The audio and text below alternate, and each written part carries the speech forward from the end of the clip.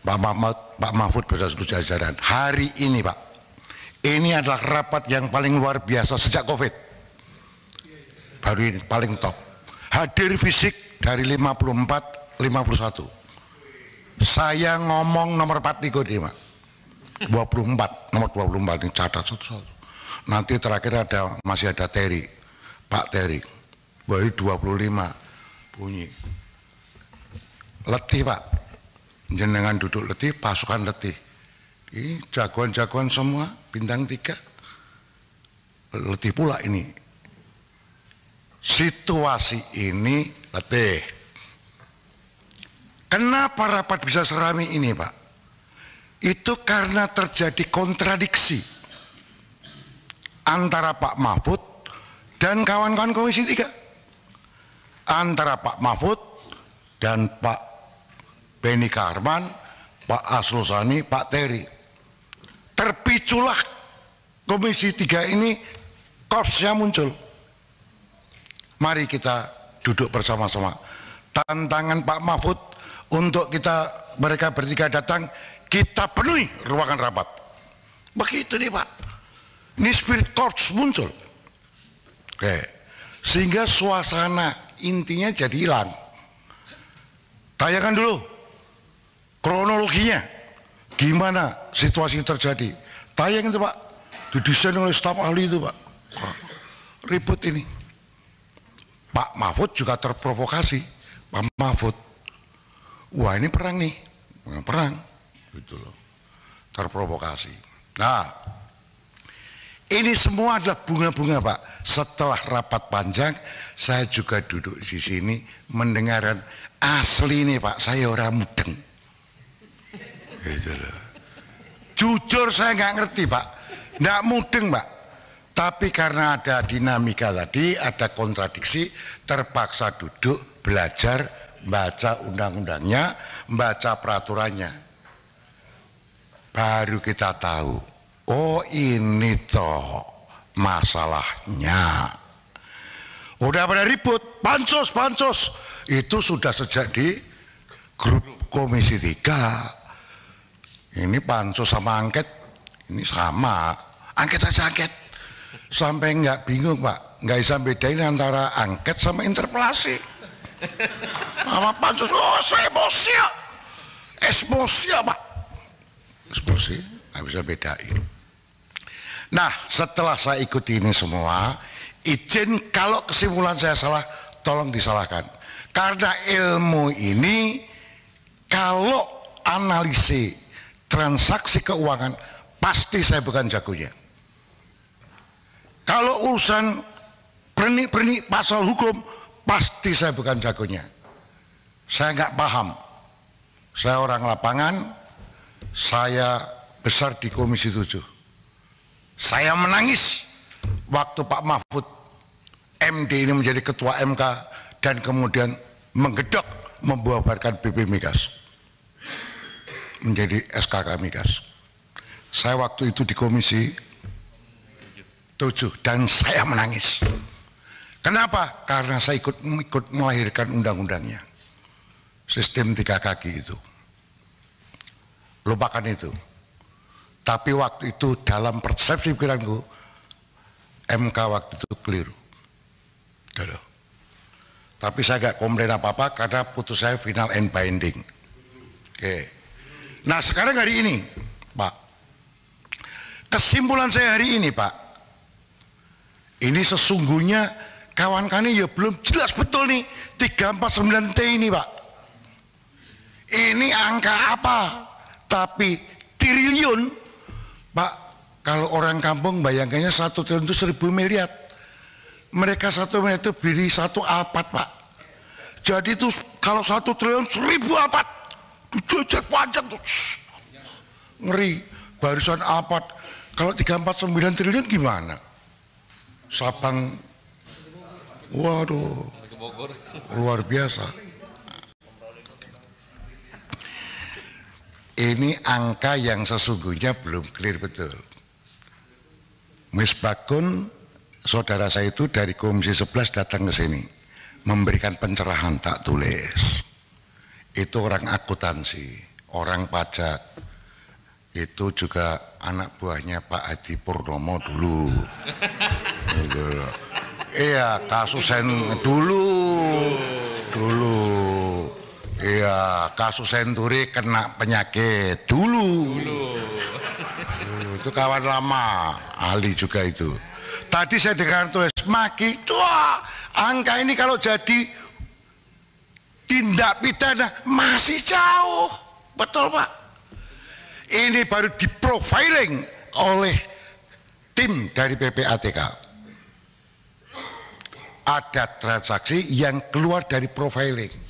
Ini dicatat 2009 sampai 2023 catatan di sini yang di tempatnya Bu Sri Mulyani izin itu ternyata tanggalnya beda Pak yang di profiling ya pasti nanti angkanya beda. Jadi yang di tempatnya Bu Sri Mulyani itu ternyata baru 2015 sampai 2020 plus 2022, 2021-nya nggak ada. Ini dapat dari mana? Oh, dikirim dari PPATK.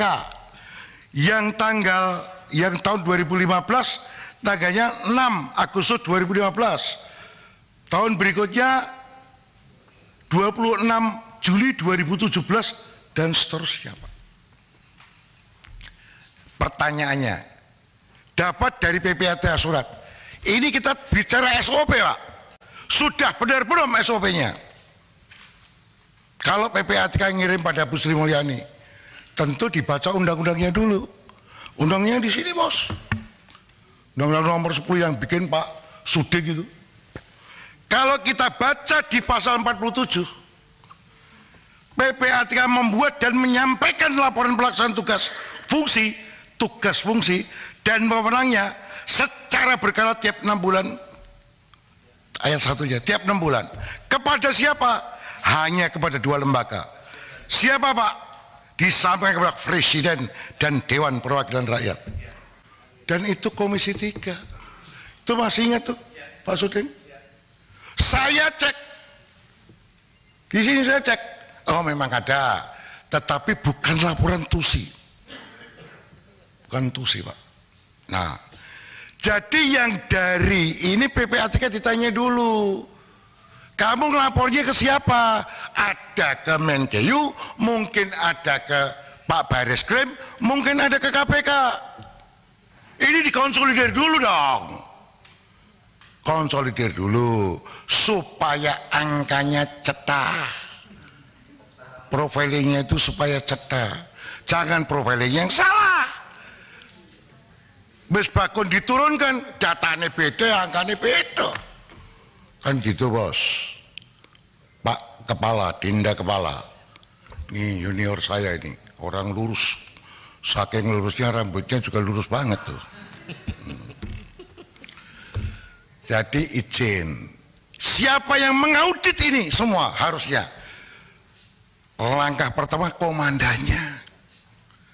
Komandannya siapa? Sudah jelas tertulis kok di dalam suratnya peraturan presiden yang dulu pertama kali 2004 terus Pak SBY menambahkan dan terakhir 117 2016. Ini ex officio semua. Komandannya Menko Polhukam.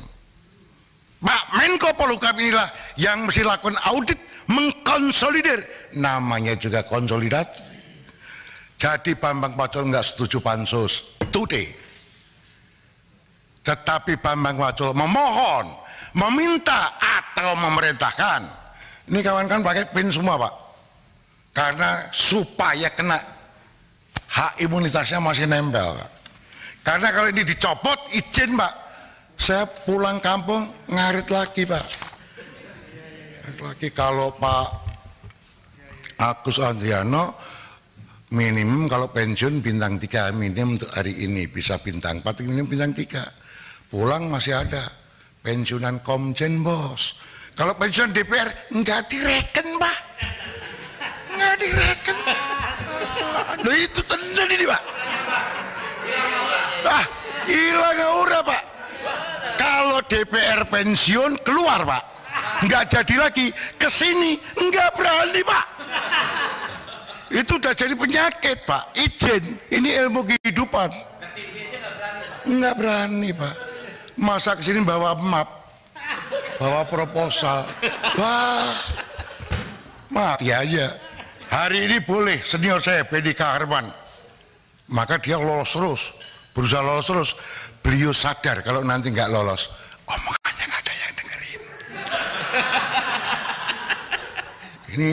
Ini true story Pak, true story ini. Jadi Pak Menko Polhukam dalam ini ketua komite, dikonsolidir dulu. Nanti butuh waktu berapa kita rapat lagi di sini. Kenapa begitu? Sampeyan mesti konsolidir.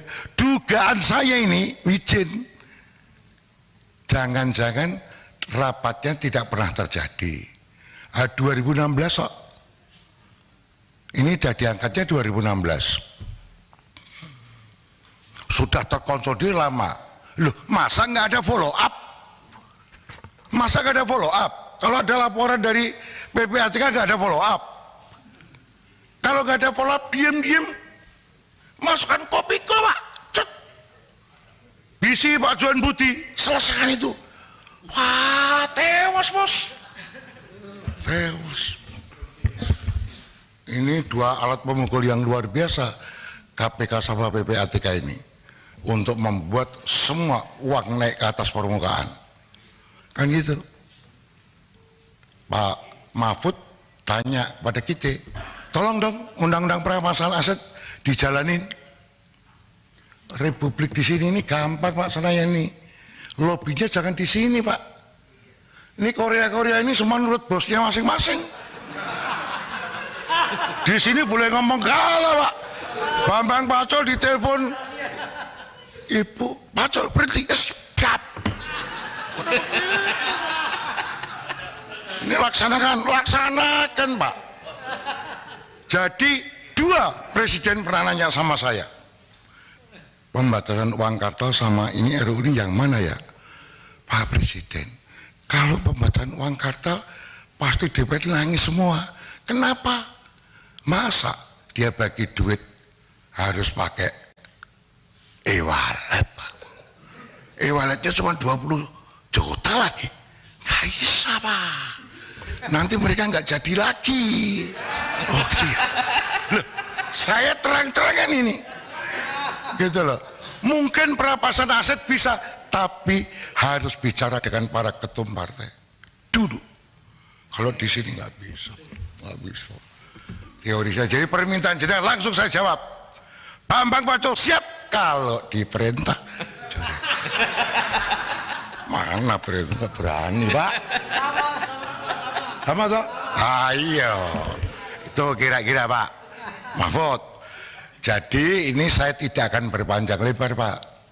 Ya kayak gini, namanya juga baru analisa transaksi keuangan no. Tapi pikirannya orang ini jadi korupsi. Begitu belum Pak.